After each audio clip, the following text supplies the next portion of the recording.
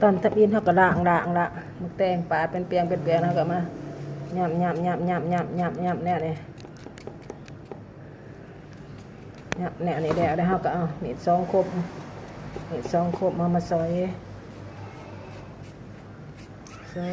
เป็นตอนวางซอยไป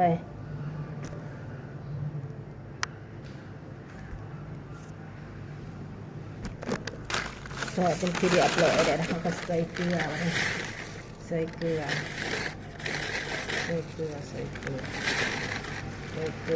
ว่า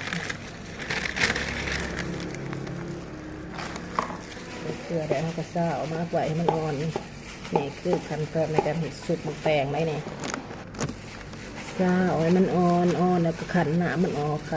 มันออกเสด็จขันตรงนี้เสด็จหนาเบิดเป็นทีเรียบร้อยลงเนี่ยหมึกแตงนะสุกหมึกแตงแบบจึง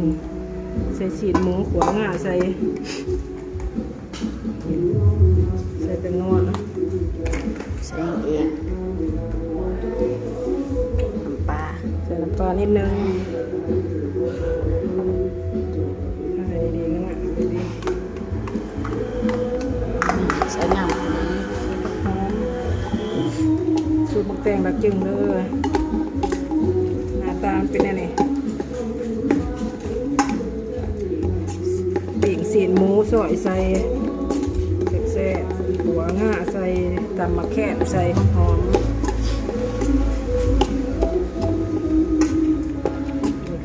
ยับสุกจะเกิดที่สังเสียสุกดาเปิด